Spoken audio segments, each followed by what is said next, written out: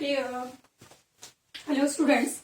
तो I think ये lecture जो है वो आनंद सर आपको 12th क्लास को भी शेयर कर रहे हैं। तो ये 11th और 12th की मैं दोनों से पॉइंट ऑफ व्यू से मैं लेक्चर बना रही हूँ। ठीक है, चलो। तो हम लोगों ने लास्ट क्लास के अंदर पढ़ा था क्या, अमाइनो एसिड के मैंने स्ट्रक्चर पढ़ाए थे आपको। तो एक बार मैं फटाफट इसको रिवाइज करवा देती हूँ। तो हमने पढ़ा था क्या, यहाँ पे सबसे पहले गावली, इसको ऐसे कैसे याद रखोगे आप, इसको याद रखोगे आप गावली से। गावली से क्या हो जाएगा, ग्लाइसिन, एलेनिन, वेलिन, ल्यूसिन और आइसोल्यूसिन। क्लास 12 स्पेशली ध्यान रखिए बेटा, नीट एग्जाम के बोर्ड एग्जाम के अंदर आपको इसका डायग्राम जो है कोई भी अमाइनो एसिड का ड्रॉ करने के लिए आ सकता है। एंड साथ में जो आईआईटी वाले स्टूडेंट है क्लास 12 के, तो आपका जो पेपर होगा मेंस का, तो उसमें आई थिंक लास्ट टाइम उन्होंने आइसोल्यूसिन के बारे में पूछा था। तो इन शॉर्ट में सबको बोल रही हूँ कि आपको इन 20 अमाइनो एसिड के स्ट्रक्चर तो याद होने ही चाहिए। ठीक है, तो इसमें R इजिकल टू क्या होगा, H, यहाँ पे R इजिकल टू क्या होगा, CH3। वेलिन के अंदर बनाना है V, तो ये क्या हो जाएगा यहाँ पे CH3 CH3 CH और ये हो जाएगा वेलिन। फिर इसमें एक कार्बन बढ़ा दो तो ये क्या बन जाएगा, एक कार्बन बढ़ाने पर ये बन जाएगा ल्यूसीन, और ल्यूसीन का आइसोमर बनाएंगे तो ये बन जाएगा क्या, आइसोल्यूसिन। तो टोटल कितने थे, 15 में से 5 कंप्लीट हो गए। जल्दी से वीडियो पोस्ट करो और फटाफट इनको बनाओ आप लोग।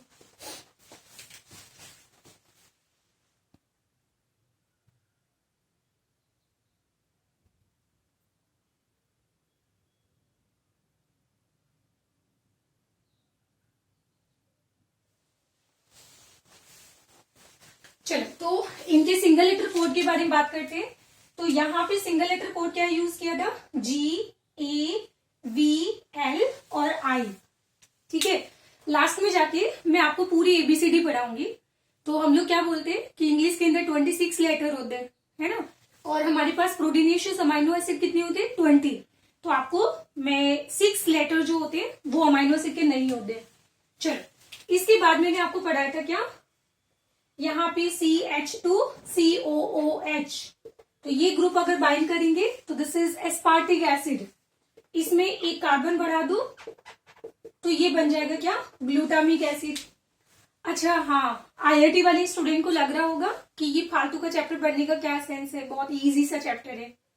बेटा इसको क्या कॉमन सेंस कहते हैं। अगर इजी चैप्टर भी हम लोग उनके क्वेश्चन अगर छोड़ देंगे तो बेटा एक टफ चैप्टर को एंडलेस पढ़ने का सेंस क्या बनता है। तो अगर चैप्टर इजी है तो समझदारी इसमें है कि ज्यादा मेहनत करने की जरूरत नहीं है। जो टीचर पढ़ाएगा सिंपली वो याद कर लो और आपका मेंस एग्जाम के अंदर 1 या 2 क्वेश्चन आपको जरूर मिलेंगे इस चैप्टर से। ठीक है, तो सीधा कितना बढ़िया फायदा हो गया। तो ये कौन हो जाएगा, this is aspartic acid and this is glutamic acid. और इसके लिए हमने कोड लिखा था D और यहाँ पे लिखा था क्या, सिंगल लेटर कोड E। अगर इसके अंदर मैं क्या करूं, OH को रिप्लेस कर देती हूँ NH2 से, तो एस्पार्टिक एसिड से बन जाएगा एस्पार्जिन, तो सिंगल लेटर कोड हो जाएगा N। और यहाँ पे ग्लूटामिक एसिड के अंदर OH की जगह में बाइंड कर दूं NH2, तो ये बन जाएगा ग्लूटामिक एसिड से ग्लूटामिन, और इसको प्रोनाउंस कैसे करना है, ग्लूटामिन। तो ये हो गए हमारे पास 4 और अमाइनो एसिड। तो 5 और 4 कितने हो गए, 9 अमाइनो एसिड। बचे कितने, 11 बचे हैं। तो नेक्स्ट देखो, यहाँ पे हमने पढ़ा था ला, तो इसमें यहाँ पे क्या करेंगे, CH2 NH2। तो लाइसिन को कैसे प्रोनाउंस करना है, क्लाइसिन। तो क्लाइसिन इसका सिंगल लेटर कोड हो जाएगा। फिर आर्जिनिन बनाने के लिए क्या किया था, CH2 NH, इसके पीछे एक कार्बन लेके आ जाओ, डबल बॉन्ड NH, और यहाँ पे आ जाएगा क्या, NH2, दिस इज आर्जिनिन। और आर्जिनिन में R आ रहा है तो सिंगल लेटर कोड क्या हो जाएगा, R। और H से हो जाएगा सिंपली हिस्टिडीन। एंड हिस्टिडीन का डायग्राम कैसा होगा, यहाँ पे आप इसको कुछ ऐसे बनाएंगे। और क्लास 11th को भी बेटा ये सारी चीजें याद करनी है, क्योंकि अल्टीमेटली ये आपका 12th का एक चैप्टर कंप्लीट हो जाएगा इसके साथ। ठीक है, तो इतने अमाइनो एसिड हम लोगों ने लास्ट क्लास में डिस्कस किए थे। तो अब बचे कितने, 9 अमाइनो एसिड। तो वो 9 अमाइनो एसिड मैं आपको पढ़ाने वाली हूँ।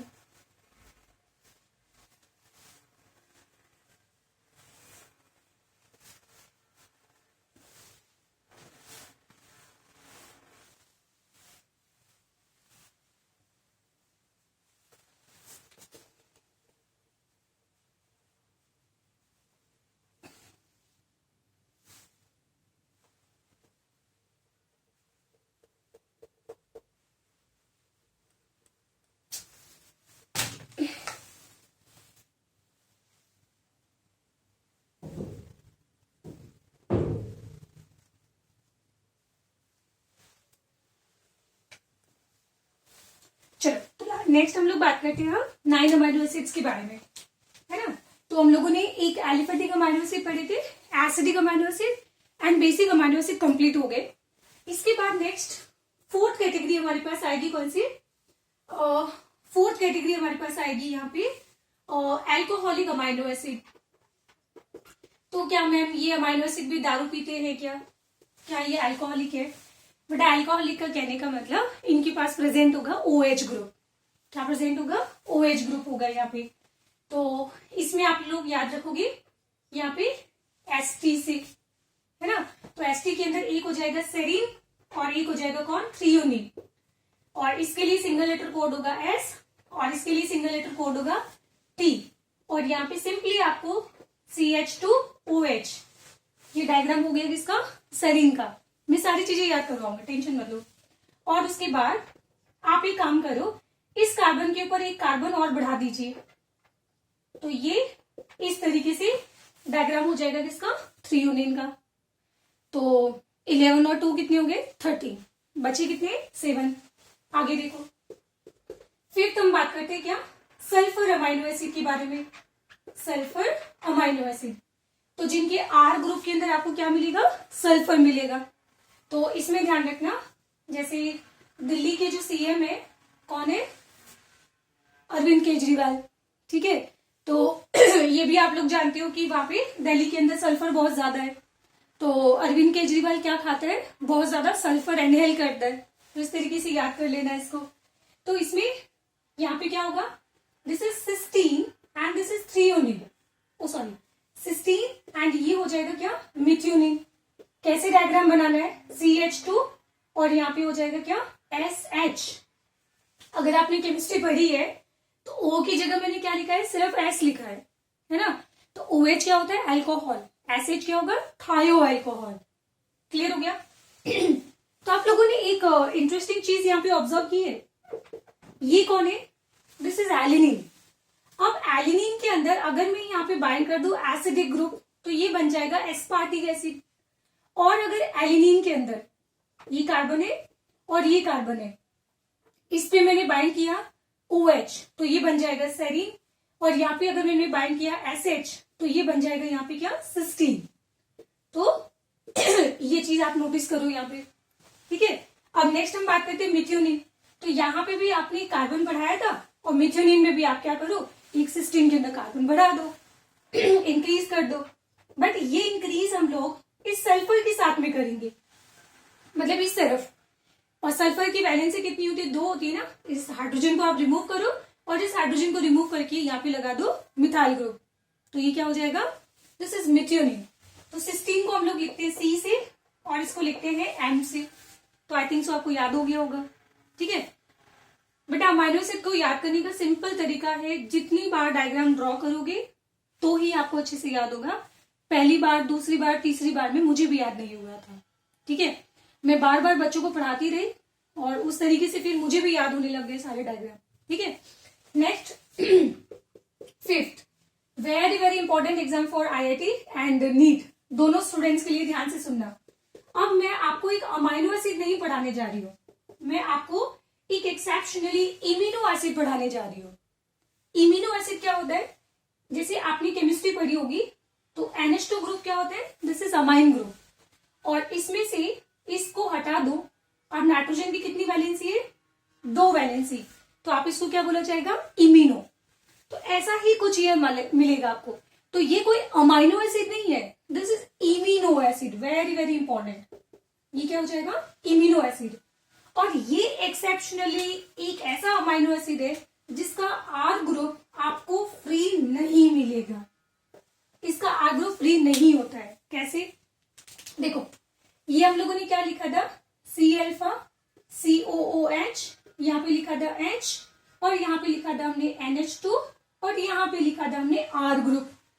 तो अब तक ये जो आर ग्रुप है यहाँ पे NH2 या फिर COH के साथ में रिएक्ट नहीं हुआ था, बट इसके अंदर जिसका नाम है प्रोलीन, जिसका नाम क्या है, प्रोलीन, एंड प्रोलीन के अंदर सिंगल लेटर कोड हो जाएगा P। इसका आर ग्रुप जो होता है वो फ्री नहीं होता है। कैसे? इसके आर के अंदर होते हैं 3 कार्बन। कैसे? CH2 एंड ये होता है CH3। तो इसका जो लास्ट कार्बन जो होता है ये यहाँ पे इस NH के साथ में क्या करेगा, यहाँ पे बाइंड हो जाता है। तो फिर उसके बाद में फेयर डायग्राम क्या बनेगा फाइनली, तो इसका फाइनल डायग्राम ये बनेगा। यहाँ पे ये क्या है, NH हो गया, ऐसे ऐसे ऐसे और ऐसे। तो इस यहाँ पे क्या है CH2, यहाँ पे भी क्या है CH2, और यहाँ पे भी क्या है CH2। तो आप लोगों ने क्या देखा कि इसका आर ग्रुप जो है यहाँ पे इसके नाइट्रोजन के साथ अमाइन ग्रुप के साथ में क्या हो चुका है, बाइंड हो चुका है। सो दैट्स वाई हम लोग क्या बोलेंगे कि इसका आर ग्रुप जो होता है फ्री नहीं होता है। ये तो मैंने रफ समझाया बेटा। और यहाँ पे आपको नाइट्रोजन जो है वो NH2 के फॉर्म में नहीं मिलेगा, ये आपको मिलेगा NH के फॉर्म में। दैट्स वाई आप इसको क्या बोलोगे, इम्यूनो एसिड। एंड इसको please please please competition exam के लिए आप इसको वेरी वेरी इंपॉर्टेंट कर लीजिए। चलो आगे चलते हैं। तो लास्ट कितने बचे, 5 और 4 9, 9 और 3 11, 11 और 2 13, 13 और 2 15, 15 और ये कितना हो गया 16, नहीं कितना होगा, चलो 19 हो गया। सॉरी अभी इसमें 3 बाकी है, 18 19 20। तो नेक्स्ट लास्ट कैटेगरी में यहाँ पे डिस्कस कर रही हूँ, that is aromatic amino acid. अब एरोमेटिक अमाइनो एसिड का मतलब क्या होता है, जिसके अंदर एरोमेटिक रिंग होगी, मतलब बेंजीन रिंग होगी। अब उसमें क्या पढ़ाऊं मैं आपको, तो ये मुझे बताओ ये क्या है जिसका आर ग्रुप CH3 होता है, दिस इज एलिनिन। अगर सोचो इस एलिनिन के साथ मैं यहाँ पे बाइंड कर दूं एक बेंजीन रिंग, और C6H6 क्या होता है, बेंजीन, बट C6H5 क्या होता है, 5 क्यों, क्योंकि यहाँ पे एक हाइड्रोजन को रिप्लेस कर दिया हमने CH2 ग्रुप से। ठीक है, तो ये क्या हो जाएगा फिनाइल ग्रुप, और ये हो जाएगा एलिनिन। तो इसका नाम क्या हो जाएगा, this is phenyl alanine. But आप इसको प्रोनाउंस कैसे करोगे, फिनाइल एलिनिन से गवारों की तरह बोलो, फिनाइल एलिनिन। तो इसका सिंगल लेटर कोड क्या हो जाएगा, F हो जाएगा। क्लियर? अब एक काम करते हैं, इसके अंदर ध्यान से देखना मैंने क्या किया, ये दिख रहा है आपको।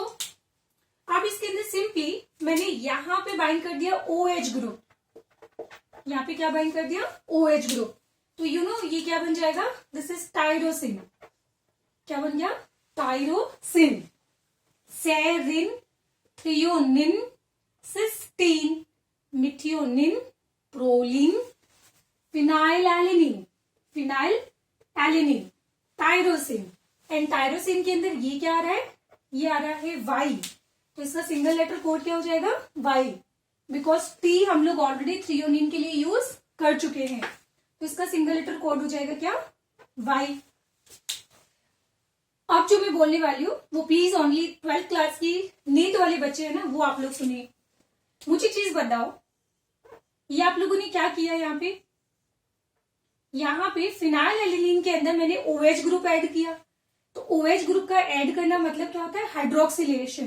तो इसको बोला जाएगा फिनाइल एलिनिन, और एंजाइम का नाम हो जाएगा हाइड्रोक्सिलेज। तो फिनाइल एलिनिन हाइड्रोक्सिलेज, ये बेटा मैं आपको जेनेटिक्स में पढ़ाऊंगी कि अगर इसकी जीन अगर म्यूटेंट हो जाए, ये मैंने क्या किया, माइनस, माइनस मतलब म्यूटेंट, तो इसकी वजह से डिजीज होती है क्या, फिनाइल कीटोन यूरिया। कौन सी डिजीज होगी, फिनाइल कीटोन यूरिया। तो आप लोग ध्यान रखना, फिनाइल कीटोन यूरिया इस जीन में म्यूटेशन होने से ये एंजाइम नहीं बनेगा, तो उसकी वजह से फिनाइल एलिनिन का अमाउंट जो है वो अक्यूमुलेशन होने लगेगा, और उसके अक्यूमुलेशन की वजह से कीटोन बॉडीज बनती है। दैट्स वाई इसको बोलेंगे फिनाइल कीटोन यूरिया। ये आपको मैं वही एक्सप्लेन करूंगी। तो आईआईटी वाले जो स्टूडेंट है वो आप लोग ये नोट डाउन मत करना, ठीक है। आगे चलते हैं। नेक्स्ट उसके बाद हम पढ़ेंगे ट्रिप्टोफान के बारे में, जो सबसे कॉम्प्लेक्स अमाइनो एसिड है। सबसे सिंपल क्या था, R=H, ग्लाइसिन। तो ग्लाइसिन में सिर्फ H होता है, तो सबसे सिंपलेस्ट अमाइनो एसिड था ग्लाइसिन। बट सबसे कॉम्प्लेक्स अमाइनो एसिड होगा क्या, ट्रिप्टोफान। तो ट्रिप्टोफान एक एरोमेटिक अमाइनो एसिड है। तो कॉमन सेंस की बात है कि इसमें बेंजीन रिंग तो होगी ही होगी। तो इतना तो बना लिया, ठीक है। बस आपको याद ही इतना करना है, यहां पे लगा दो एक नाइट्रोजन ग्रुप। बस देखो हिस्टेडिन के अंदर आप लोगों ने कुछ ऐसा किया था, हिस्टेडिन में ऐसा किया था ना। अब मैं इसको हटाकर ऐसा बना रही हूं, तो ये क्या हो जाएगा, और यहां पे आप बाइंड कर दीजिए क्या, CH2, और ये हो गया। बाकी वैलेंसी कंप्लीट कर लेते हैं। तो यहाँ पे एक डबल बॉन्ड आ जाएगा और नाइट्रोजन के ऊपर क्या आ जाएगा, NH आ जाएगा। तो ये सिंपल डायग्राम हो गया किसका, हाँ बहुत सिंपल सा डायग्राम है। This is tryptophan, phenyl alanine tyrosine, और ये होता है क्या, ट्रिप्टोफान। क्या बोला मैंने, ट्रिप्टोफान अमाइनो एसिड। तो सबसे क्या मिलेगा आपको, कॉम्प्लेक्स अमाइनो एसिड होगा सबसे। और इसके डायग्राम के अंदर आपको ये क्या दिखाई दे रहा है, ये W दिखाई दे रहा है। तो इसका सिंगल लेटर कोड क्या हो जाएगा, इसका सिंगल लेटर कोड हो जाएगा क्या, W, ठीक है। तो ये हो गया कंप्लीट। तो हमारे सारे अमाइनो एसिड हो गए कंप्लीट। तो देखो वापस बता देती हूँ, एलिफेटिक अमाइनो एसिड हमने पढ़ी थी 5, कौन सी, तो आप याद रखना इसको, गावली। फिर E से एसिडिक अमाइनो एसिड, और E से याद रखना EG, aspartic acid, glutamic acid. फिर इससे बना था एस्पार्जिन, और इससे बना था ग्लूटामिन। तो 5 ये हो गए, 4 ये हो गए। फिर हमने पढ़ा था बेसिक अमाइनो एसिड, तो क्या याद रखोगे इसको, ला। फिर 2 पढ़े थे हमने अल्कोहलिक अमाइनो एसिड, 2 पढ़े थे हमने सल्फर अमाइनो एसिड, 3 हमने पढ़े थे ये, इसको आप याद रखना PTT। कैसे याद रखोगे, PTT, फिनाइल एलेनिन टायरोसिन और ट्रिप्टोफान। और लास्ट में एक आ जाएगा जो अमाइनो एसिड नहीं होता है, this is special amino acid, कौन सा, इमिनो एसिड। तो टोटल काउंट करो कितना हुआ, 9 और 3 9 10 11 12 13 14 15 16 17 18 19, और ये हो गया 20, ठीक है। तो बेटा नीट वाले 12th वाले स्टूडेंट जो है, चाहे आईआईटी या फिर नीट वाले, इनको तो बेटा डायग्राम याद करना कंपलसरी है, आपके पास कोई चॉइस नहीं है, ठीक है। आपको याद करना ही पड़ेगा। और अमाइनो एसिड से आपको 100% बेटा एक क्वेश्चन मिलने वाला है, ठीक है। चलो अब पढ़ते हैं इनकी ABCD के बारे में। तो ABCD, EFGHIJKLMNOPQRSTUVXYZ। भूली तो नहीं हूं ना, नहीं। तो अब बताओ, A फॉर एप्पल नहीं, E for alanine, E for alanine, B for, मैंने आपको कुछ नहीं पढ़ाया था, ठीक है, C for cysteine, D for aspartic acid, E for glutamic acid, and F for phenylalanine, G for glycine, H for histidine, I for isoleucine, J for कुछ नहीं, K फॉर क्लाइसिन, क्लाइसिन मतलब लाइसिन, L फॉर ल्यूसिन, सबसे पहले पढ़ा था, M for methionine, N for asparagine, asparagine, O मैंने आपको कुछ नहीं पढ़ाया, P फॉर प्रोलीन, ये रहा, ठीक है, Q फॉर ग्लूटामिन, ग्लूटामिन, तो ये हो जाएगा GLN, glutamine. R for arginine, S for serine, ये रहा, है ना। T for threonine, U for कुछ नहीं, V for valine, X for कुछ नहीं, Y for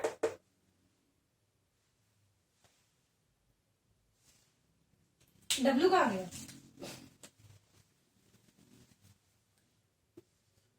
U V W X Y Z, ठीक है। तो W क्या हो जाएगा, W इज ट्रिप्टोफान, ये रहा। X फॉर कुछ नहीं, Y फॉर टाइरोसिन और Z फॉर कुछ नहीं, ठीक है। तो बताओ अमाइनो एसिड के अंदर कौन कौन से लेटर नहीं होते, B नहीं होता है, J भी नहीं होगा, O भी नहीं होगा, ये भी नहीं होगा, ये भी नहीं होगा, 6 नहीं होते, क्योंकि इंग्लिश के अंदर 26 लेटर होते हैं, उनमें से अमाइनो एसिड हमारे पास 20 होते हैं। 1 2 3 4 5 6 7 8 9 10 11 12 13 14 15 16 17 18 19 और ये 20 हो गए बराबर, ठीक है। चलो, तो अब एक काम करो, शांति से वीडियो को पॉज करो और एकदम सारे अमाइनो एसिड याद मत करना, पहले 5 अच्छे से याद कर लो, फिर जब कॉन्फिडेंस आ जाए तो फिर नेक्स्ट 3 को टारगेट करो, जब वहां पे कॉन्फिडेंस आ जाए तो नेक्स्ट 4 को टारगेट करो, है ना। तो इस तरीके से इसको याद करते रहना और बार बार बनाते रहना, क्योंकि 12th क्लास के लिए मैं फिर बोल रही हूँ बेटा, अमाइनो एसिड के स्ट्रक्चर से क्वेश्चन आपको मिलेगा ही मिलेगा, कंपल्सरी है, ठीक है। चलो तो फटाफट नोट डाउन कीजिए इसको।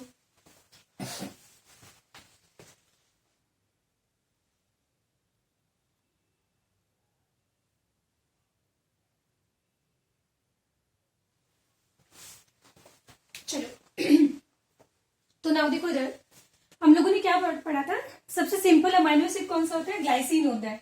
तो ग्लाइसिन के बारे में मैं कुछ और चीजें आपको बता देती हूँ कि ये रहा इसका स्ट्रक्चर। तो आप लोगों ने अब तक क्या पढ़ा है कि जब कार्बन की 4 वैलेंसी डिफरेंट डिफरेंट होती है तो आप लोग क्या बोलते हैं उसको, तो आप उसको बोलते हो कायरल कार्बन। बट ध्यान रखना स्पेशली नीट और IIT वाले बच्चे कि यहाँ पे मतलब क्लास 12th वाले बच्चे कि ग्लाइसिन जो होता है वो ऑप्टिकली कैसा होगा, इनएक्टिव। ऑप्टिकली कैसा होगा, इनएक्टिव। क्यों, क्योंकि यहाँ पे कार्बन की दोनों वैलेंसी भी कौन है, हाइड्रोजन है। तो यहाँ पे हम बोलेंगे कि कायरल कार्बन, यहाँ पे आपको क्या मिलेगा, एब्सेंट मिलेगा। तो इसका जो अल्फा कार्बन होता है वो कायरल कार्बन नहीं होता है।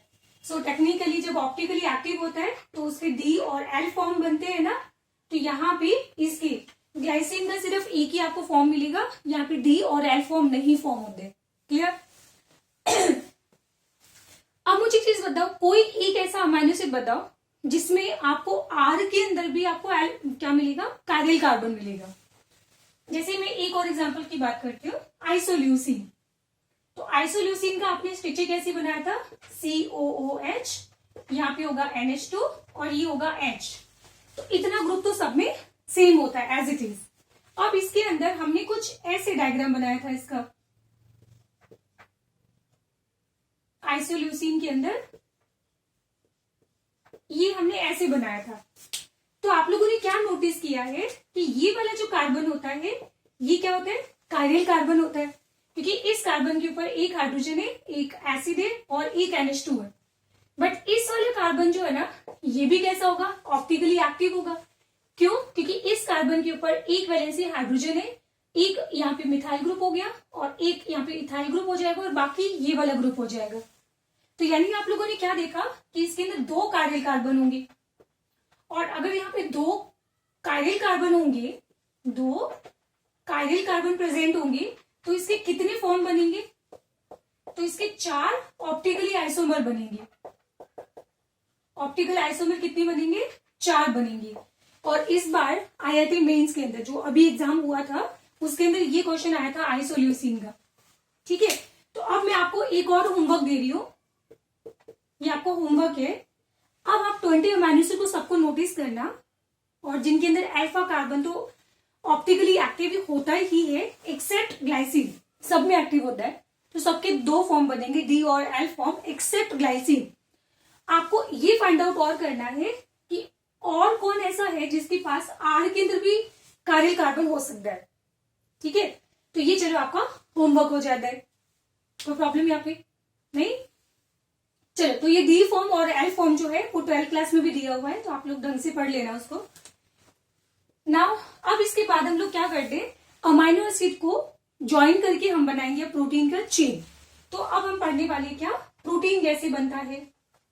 तो यहाँ पे हम लोग पढ़ेंगे पेप्टाइड चेन की फॉर्मेशन के बारे में। और 12th बोर्ड एग्जाम के लिए IIT और नीट दोनों के लिए ही ये टॉपिक अब इम्पोर्टेंट है, क्योंकि ये आपको सब्जेक्टिव क्वेश्चन पेपर के अंदर क्वेश्चन आ सकता है ना। तो चलो देखते हैं कैसे।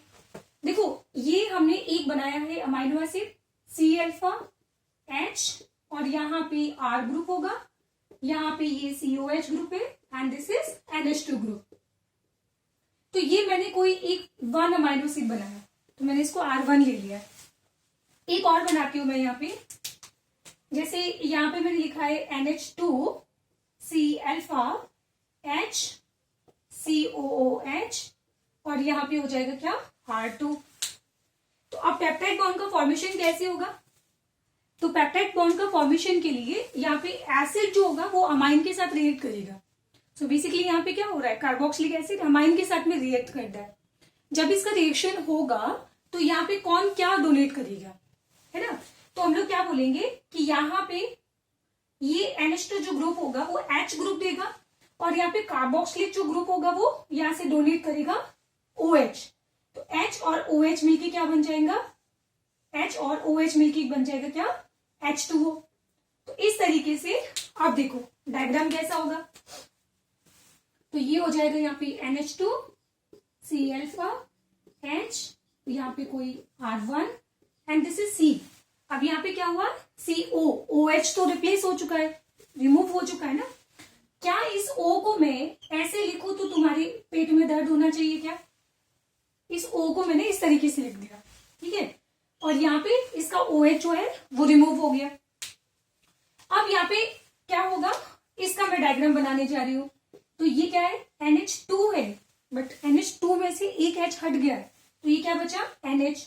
तो इसकी वैलेंसी क्या हो गई, खाली, और ये खाली खाली वैलेंसी दोनों बाइंड हो जाएगी, ठीक है। और बाकी डायग्राम एज इट इज, ये हो जाएगा H, ये हो जाएगा R2 and this is COH।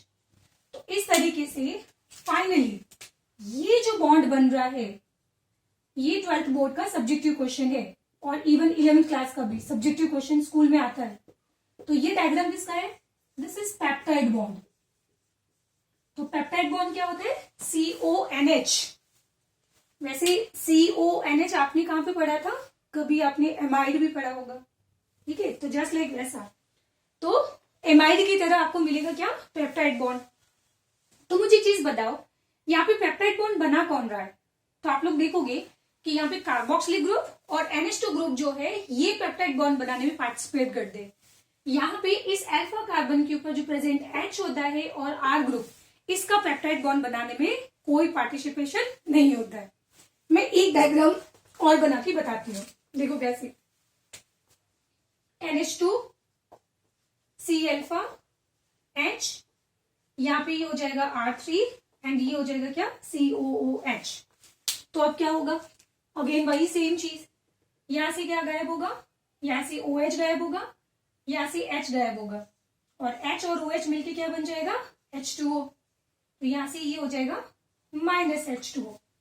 तो क्या मैं ऐसा बोल सकती हूँ, synthesis of biomolecule is a dehydration process, class 11 dehydration process. तो यहाँ पे जो प्रोटीन बन रही है, तो बनने के टाइम यहां से वाटर मॉलिक्यूल रिलीज हो रहा है, सो दैट्स वाई क्या बोलेंगे इसको, नोट डाउन कर लीजिए, synthesis of biomolecule is a dehydration process, ठीक है।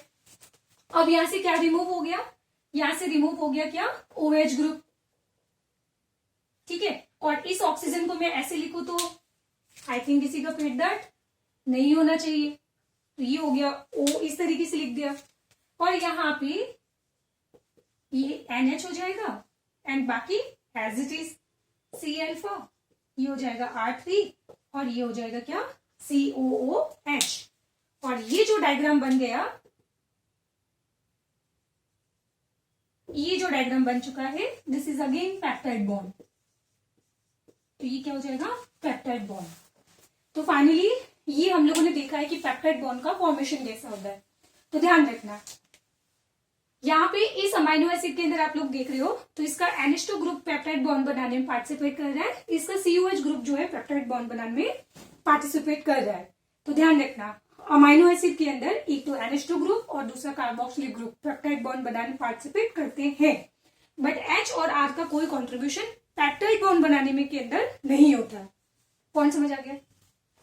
इसको जरा ध्यान से देखो, तो अगर हमारे पास ये फर्स्ट अमाइनो एसिड है, तो you know first amino acid के अंदर ओनली कार्बोक्सिलिक जो ग्रुप है वो पेप्टाइड बॉन्ड बना रहा है। फर्स्ट अमाइनो एसिड का NH2 ग्रुप अभी भी फ्री है, उसने पेप्टाइड बॉन्ड बनाने में पार्टिसिपेट नहीं किया है, ठीक है। ऐसा ही सेम चीज ये जो अगर मान लो कि लास्ट अमाइनो एसिड है रेड वाला, तो लास्ट अमाइनो एसिड के अंदर आपने क्या नोटिस किया है कि NH2 जो ग्रुप होता है वो पेप्टाइड बॉन्ड बनाने में पार्टिसिपेट करेगा, बट इसका COH ग्रुप क्या है, फ्री। तो फर्स्ट वाले का NH2 फ्री एंड लास्ट वाले का COH ग्रुप फ्री। तो इस तरीके से हम बोलेंगे कि यहाँ पे ये अब इंपॉर्टेंट चीज सुनना, ये मैं ए क्या लिख रही हूं, this is amino acid, amino acid, amino acid, amino acid, amino acid, amino acid, amino acid. तो ये अमाइनो एसिड की एक लॉन्ग चेन बन जाती है। क्या बन गई, एक अमाइनो एसिड की लॉन्ग चेन बन गई। तो ध्यान रखिएगा कि अमाइनो एसिड को लिंक करने वाला बॉन्ड कौन सा होता है, पेप्टाइड बॉन्ड, ठीक है। जो भी मैं इस पे टॉप बोर्ड के ऊपर पढ़ा रही हूँ बेटा, मैं अब वापस अलग अलग से नहीं बोलूंगी 12th 11th के लिए, जो भी मैं आपको पढ़ाऊंगी वो सारा कॉमन टॉपिक होगा, वो आपको सब कुछ पढ़ना, ठीक है। तो आप मुझे बताओ कि इस फर्स्ट वाले का क्या फ्री था, यहाँ पे NH2 ग्रुप फ्री था, लास्ट वाले का क्या फ्री था, COH ग्रुप फ्री था। तो इस तरीके से हम बोलेंगे कि हमारे पास ये बन जाएगी एक पॉलीपेप्टाइड चेन। पॉली मीन्स होता है बहुत सारे अमाइनो एसिड बाइंड है पेप्टाइड बॉन्ड से और फाइनली बन गई यहाँ पे चेन। तो इस चेन के बेटा यहाँ पे दो टर्मिनल होते हैं, एक होता है N टर्मिनल और एक होता है C टर्मिनल। स्पेशली बायो वाले तो जरूर ध्यान रखें, ठीक है। तो एक होता है N टर्मिनल और दूसरा होता है क्या, C टर्मिनल। इसको बोला जाता है स्टार्ट पॉइंट, क्योंकि हमने प्रोटीन यहां से बनाना शुरू कर दिया, तो ये होता है इसका स्टार्ट पॉइंट, जहां से प्रोटीन का बनना शुरू होता है और यहां आके खत्म होता है। तो दिस इज एंड पॉइंट। समझ आ गया पक्का? तो ये हम लोगों ने पेप्टाइड बॉन्ड का फॉर्मेशन पढ़ लिया है। अब इसके बाद अब हम लोग पढ़ेंगे प्रोटीन के टाइप के बारे में, ठीक है। तो आज हमारा प्रोटीन जो पार्ट है वो पूरा कंप्लीट हो जाएगा, ठीक है। चलो तो इसको अच्छे से नोट डाउन कर लीजिए जल्दी।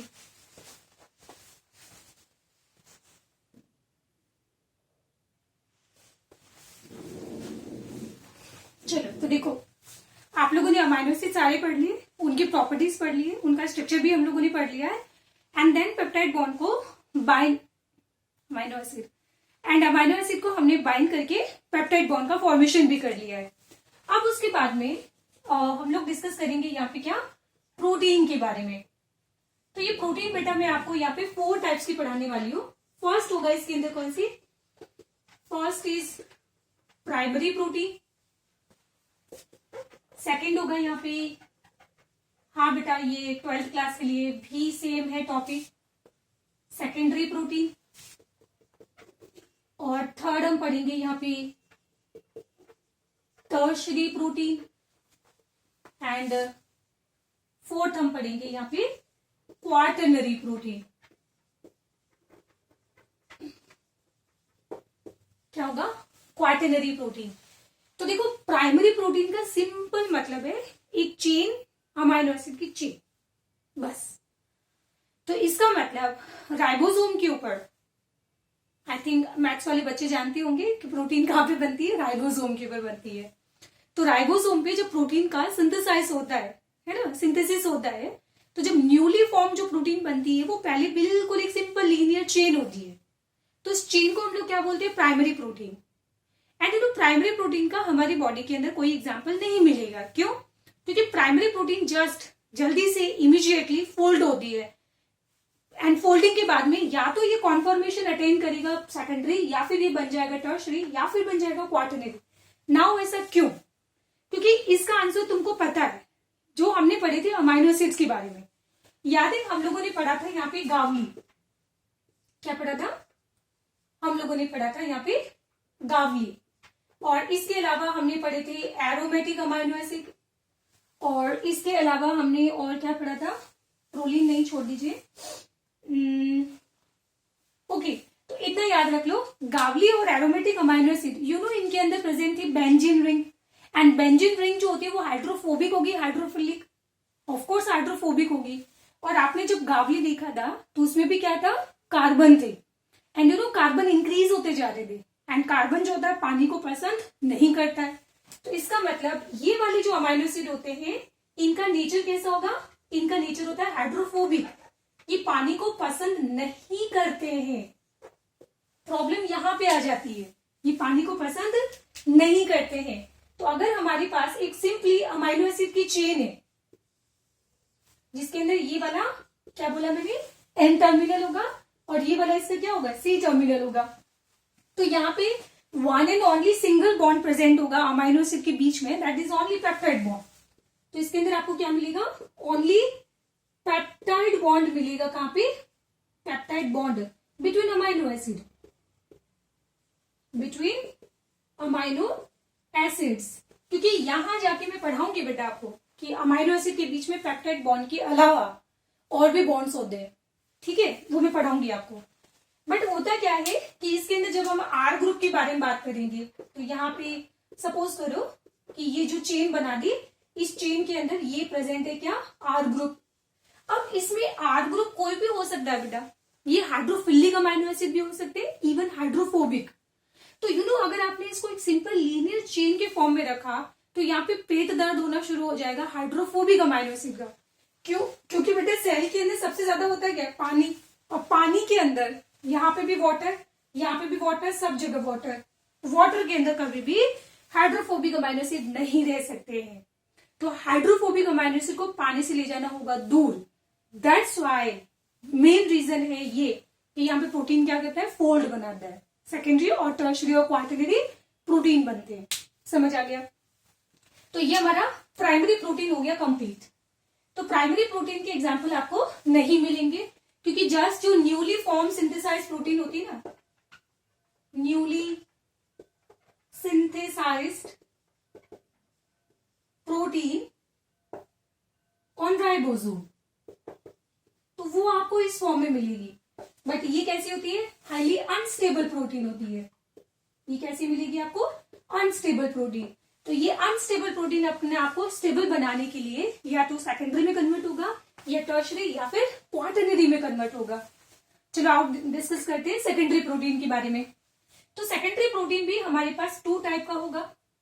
मैं अगेन बोल रही हूँ कि आपको आईआईटी और नीट के दोनों पॉइंट ऑफ व्यू से मैं पढ़ा रही हूँ। ये कॉमन टॉपिक है जो आपको सबको सब कुछ पढ़ना है, ठीक है। तो इसमें 2 प्रोटीन हमारे पास आएंगे, 2 टाइप्स। एक होगा यहाँ पे अल्फा हेलिक्स और एक होगा यहाँ पे बीटा प्लेटेड शीट। अब शीट का मतलब क्या होता है? लेयर, और एक के ऊपर एक लेयर बन रही है प्लेट्स लाइक, तो इसको बोला जाएगा बीटा प्लेटेड। अब ये अल्फा क्या है, बीटा क्या है? अल्फा इस जो पहले डिस्कवर्ड हुआ, बीटा मतलब उसके बाद जो डिस्कवर्ड हुआ। तो पहले डिस्कवर्ड हुआ अल्फा, बाद में डिस्कवर्ड हुआ बीटा, और अगर बाद में भी कोई और डिस्कवर्ड होता है सेकेंडरी प्रोटीन तो उसको बोलेंगे गामा, ठीक है, लाइक दिस। अब नाम क्या लिखा मैंने? अल्फा, और आगे लिखा मैंने हेलिक्स, क्योंकि इसका जो स्ट्रक्चर होता है वो आपको कैसा मिलेगा? हेलिकल स्ट्रक्चर मिलेगा। और एक बायो वाले स्टूडेंट आप जरा ध्यान से समझ ले, इवन आईआईटी वाले भी, जब भी बात आती है टर्न की, तो मैं इसको ऐसे टर्न करूं या फिर क्वेश्चन है कि ऐसे टर्न करूं, किधर टर्न करना है? तो ये देखो मैंने किधर गई, इसको टर्न करने के लिए मैं राइट हैंड साइड की तरफ जा रही हूं। तो ये हमेशा टर्न किस तरफ होता है? राइट हैंड साइड की तरफ होता है। बायोलॉजी के अंदर सारी चीजें, चाहे डीएनए की मैं बात करूं तो डीएनए भी कैसा होता है? राइट हैंडेड होता है, ठीक है। तो टर्न हमेशा ध्यान रखना, बायोलॉजी के अंदर हमेशा कैसे मिलेंगे? आपको राइट हैंडेड टर्न मिलने वाले। चलो फिर ये वाला इसका एन टर्मिनल हो जाएगा और ये वाला हो जाएगा इसका सी टर्मिनल। अब यहाँ पे अमाइनो एसिड के बीच में बॉन्ड कौन से होंगे या फिर इसके पीछे क्या साइंस है कि ये हेलिकल स्ट्रक्चर बन रहा है। देखो अमाइनो एसिड के बीच में अगर मैं बॉन्ड्स की बात करूं तो कॉमन सेंस की बात है कि पेप्टाइड बॉन्ड तो होगा ही होगा, पेप्टाइड बॉन्ड तो होगा ही होगा। क्यों? वरना अमाइनो एसिड की चेन कैसी बनेगी पागल। तो पेप्टाइड बॉन्ड तो होगा ही होगा। दूसरा, इसमें एक और बॉन्डिंग हेल्प करती है, that is the hydrogen bonding. क्या हेल्प करती है? Hydrogen bonding. कैसे? आपने अमाइनो एसिड को देखा था, अमाइनो एसिड के अंदर आपने जब पेप्टाइड बॉन्ड बनाए थे तो यहां पे मैंने लिखा था CO और यहां पे क्या था N और ये था H। तो आपने क्या नोटिस किया है? ये देखो मैं अलग से वापस बना देती हूँ। तो यहाँ पे C अल्फा कार्बन था, इस पे था ये C डबल बॉन्ड O, यहाँ पे होगा क्या NH। बट ये H को अगर मैं तुम्हें ऐसे लिखूं तो प्रॉब्लम है क्या? नहीं, ये हो जाएगा C अल्फा एंड आगे कंटिन्यूस चलता रहेगा। यहाँ पे H, यहाँ पे हो जाएगा R2, यहाँ पे हो जाएगा H, यहाँ पे हो जाएगा R1 लाइक दिस। ठीक है, तो अगर सोचो कि ये चेन घूम के वापस इधर आ जानी है, हेलिकल है ना, कि घूम के इधर आ गई, तो जब घूम के इधर आएगी तो यहां पे क्या होगा? This is C double bond O और इसके साथ होगा N और ये हो गया H। बाकी की कहानी आप लोग जानते ही हो, है ना। तो आप लोगों ने क्या देखा कि ये जो हाइड्रोजन है जब दो इलेक्ट्रोनेगेटिव के बीच में आ जाता है, नाइट्रोजन एंड ऑक्सीजन, तो उस केस में यहां पे क्या बनता है? Hydrogen bond. तो इस तरीके से ये NH आ गया और इधर CO आ गया, तो ये जो हाइड्रोजन है यहाँ पे क्या बनाएगा? हाइड्रोजन बॉन्ड बनाएगा लाइक दिस। तो ये है मेन रीजन जिसकी वजह से यहाँ पे क्या बनते हैं? ये बनता है हेलिकल स्ट्रक्चर। तो ध्यान रखना। तो इस तरीके से ये बन जाते हैं hydrogen bond and hydrogen bond बनने की वजह से ये कैसा हो जाएगा? हेलिकल हो जाएगा। अब यहां से कॉम्पिटेटिव एग्जाम के अंदर क्वेश्चन आता है। क्वेश्चन क्या है? Stability of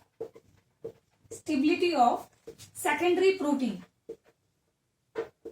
is depend upon question. चार ऑप्शन तो देने बनते हैं, एक में लिख देते हैं, एक में लिखेंगे हम पेप्टाइड बॉन्ड, दूसरे में मैं लिख रही हूं हाइड्रोजन बॉन्ड एंड थर्ड में लिख रही हूं both E and B and fourth आ जाएगा यहाँ पे हाइड्रोफोबिक बॉन्ड। वैसे हाइड्रोफोबिक बॉन्ड कुछ नहीं होता है, हाइड्रोफोबिक इंटरएक्शन होते हैं। तो अब आंसर क्या दोगे? देखो एक चीज मैं बताती हूँ, ये हमारी प्रॉब्लम क्या थी? हाइड्रोफोबिक अमाइनो एसिड को पानी से भगाना था, दूर ले जाना था। तो जब ये स्ट्रक्चर ऐसा हेलिकल हो जाएगा, तो जब हेलिकल होगा तो अंदर एक पूरा इंटीरियर डेवलप होगा, है ना, वहां पे पानी नहीं होता है। तो उस केस में क्या होगा कि जितने भी जो हाइड्रोफोबिक अमाइनो एसिड होंगे ना, वो कहां पे आ जाएंगे? इंटीरियर सरफेस की तरफ आ जाएंगे। वो सारे कहां पे आ जाएंगे? इंटीरियर। और बाहर कौन है? वाटर। तो वाटर की तरफ चले जाएंगे कौन से? Hydrophilic amino acid. क्लियर हो गया? तो इस तरीके से यहाँ पे हाइड्रोफोबिक अमाइनो एसिड को मिल जाएगी शांति। ठीक है, तो अब मुझे बताओ कि यहाँ पे स्टेबिलिटी किसके ऊपर डिपेंड करती है? तो देखो पेप्टाइड बॉन्ड तो यहां पे भी था, यहां पे भी है, पर कौन सा बॉन्डिंग एक्स्ट्रा है जिसकी वजह से ये हेलिकल बना था? तो आप आंसर क्या देंगे? वैसे मैं इसलिए क्वेश्चन करवा रही हूं क्योंकि बच्चों का आंसर जाता है both E and B, peptide bond and hydrogen bond. नहीं बेटा, आंसर यहाँ पे क्या होगा? ओनली हाइड्रोजन बॉन्ड, क्योंकि पेप्टाइड बॉन्ड तो कॉमन है, वो तो यहाँ पे भी था ना। तो हाइड्रोजन बॉन्ड की वजह से ये हेलिकल बना था ना। क्लियर हो गया? ये हमारा कंप्लीट नहीं हुआ है अल्फा हेलिक्स। अब अल्फा हेलिक्स के हम लोग पढ़ते हैं एग्जाम्पल के बारे में। तो इसके एग्जाम्पल क्या होंगे? इसका एग्जाम्पल आएगा केराटिन प्रोटीन की। कौन सी protein? Keratin protein. And keratin protein आपको मिलती है नेल्स के अंदर, आपके हेयर एक्सेट्रा। ये किसके बने होते हैं? केराटिन प्रोटीन के बने होते हैं। किसके बने होते हैं? केराटिन प्रोटीन के बने होते हैं। तो हमारे जो बाल होते हैं ना, तो बाल कौन से होते हैं? केराटिन प्रोटीन होते हैं। वो कौन सा टाइप है? अल्फा हेलिक्स का टाइप हो गया।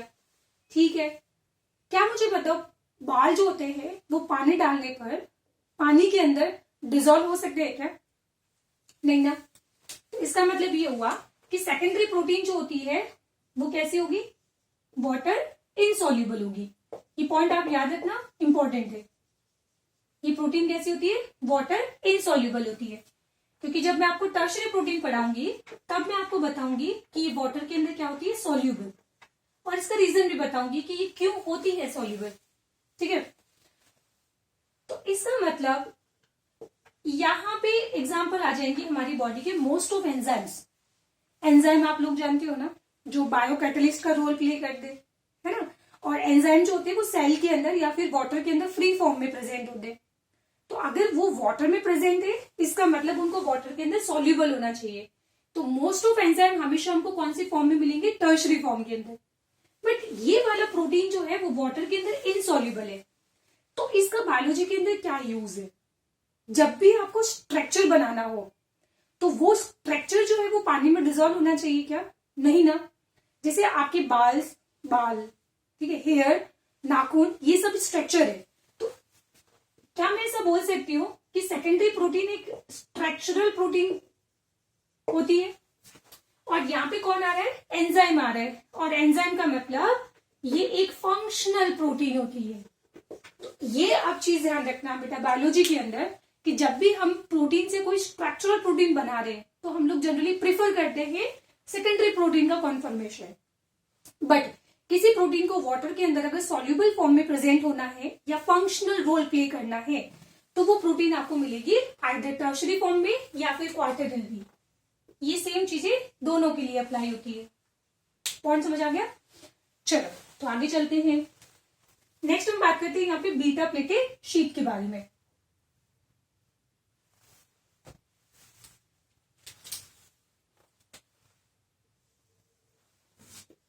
यहाँ पे हम पढ़ेंगे बीटा प्लेटेड शीट के बाद, ठीक है। और उसके बाद टर्शरी बचेगा, क्वार्टरनरी, और फिर आज की क्लास ओवर हो जाएगी।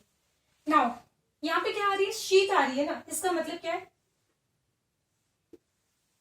देखो ये मैंने एक बना दिया पॉलीपेप्टाइड चेन, ठीक है। तो ये एन टर्मिनल, ये हो जाएगा सी टर्मिनल। अब मुझे बताओ कि यहाँ पे मैंने पॉलीपेप्टाइड चेन कितनी बनाई? 2 बना दी। एक और बना देती हूँ, खूब टाइम पास कर दे। ये लो, तो ये मैंने एक थर्ड पॉलीपेप्टाइड चेन बना दी। और बनाओ, रहने दो। तो मैम मुझे एक समझ नहीं आता है कि ये बीटा प्लेटेड ऐसा जिग जिग क्यों बन रहा है। पता है इस प्रोटीन का प्रॉब्लम क्या है?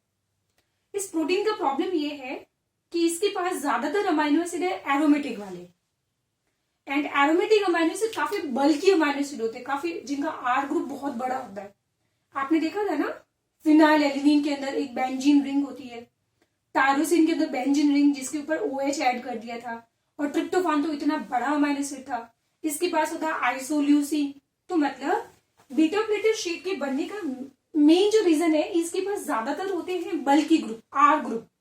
एंड जब बड़े बड़े आर ग्रुप होंगे ना तो प्रोटीन को फोल्ड करने में बहुत तकलीफ होती है ना, क्योंकि एक तो आर ग्रुप बहुत बड़ा है तो प्रोटीन को कॉन्फर्मेशन गेन करने में दिक्कत होती है। सो उस कंडीशन में ये ऐसा कुछ स्ट्रक्चर बनाते हैं कि इसका अगर कोई आर ग्रुप बहुत बड़ा है तो वो यहां पे बना रहा है एक पॉकेट, और इस पॉकेट के अंदर ये इतना बड़ा आर ग्रुप आराम से क्या हो सकता है? फिट हो सकता है। सुनो वापस कैसे, क्या बोला मैंने कि इस पॉलीपेप्टाइड चेन के अंदर एक बहुत बड़ा आर ग्रुप था, ठीक है। मतलब कोई एरोमेटिक अमाइनो एसिड या फिर बल्कि आर ग्रुप था, लाइक आर्जिनिन हो गया, हिस्टिडीन हो गया, बड़ी बड़ी चेन, बड़ा आर ग्रुप होगा इनके अंदर। तो उस कंडीशन में ये वाला जो प्रोटीन होगा ना पॉलीपेप्टाइड चेन, वो इस तरह से बनाएगा एक पॉकेट या फिर पाउच। तो इस पॉकेट के अंदर ही आराम से आर ग्रुप जो है वो फिट हो जाएगा। तो इसका आर ग्रुप इसकी पॉकेट में फिट हो जाएगा, इसका आर ग्रुप इसकी पॉकेट में फिट हो जाएगा, इसका आर ग्रुप इसकी पॉकेट में फिट हो जाएगा, इसका आर ग्रुप इसकी पॉकेट में फिट हो जाएगा आराम से। तो ये आपको कंडीशन कुछ ऐसी मिलेगी। और फिर उसके बाद अगेन बनेगा क्या, हाइड्रोजन बॉन्ड।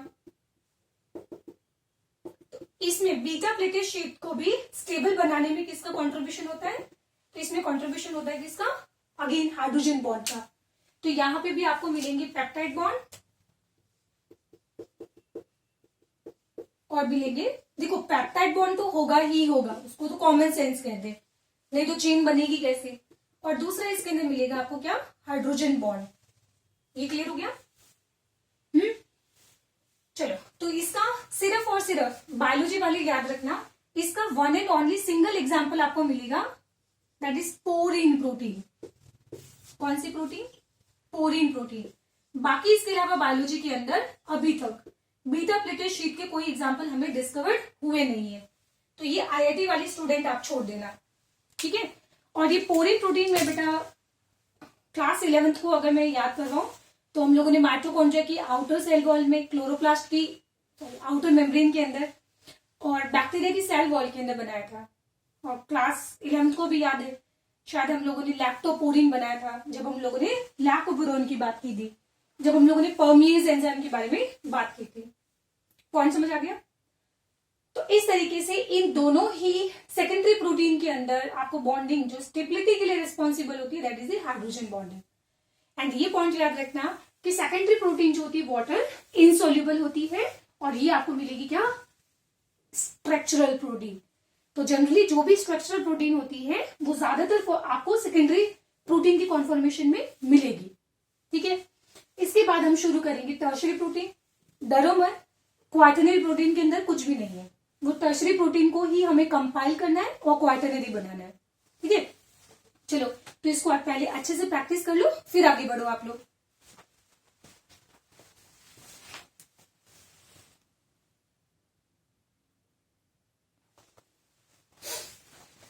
चलो मैं एक काम करती हूँ, मुझे ऐसा लग रहा है तुम लोगों की ज्यादा ना हो जाए, तो आप लोग एक काम करो, आज 20 अमीनो एसिड के सारे डायग्राम याद कर लो, पेप्टाइड बॉन्ड का फॉर्मेशन पढ़ लो, और फिर प्राइमरी तो मैंने कुछ पढ़ाया ही नहीं है, बस एक सेकेंडरी प्रोटीन जो था वो आप लोग रिवाइज कर लो इसको, ठीक है।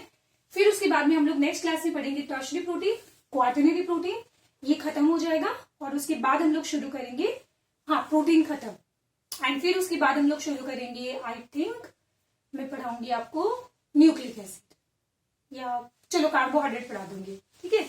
तो नोट डाउन कर लो इसको जल्दी से। चलो आज के लिए इतना ही, टाटा बाय बाय।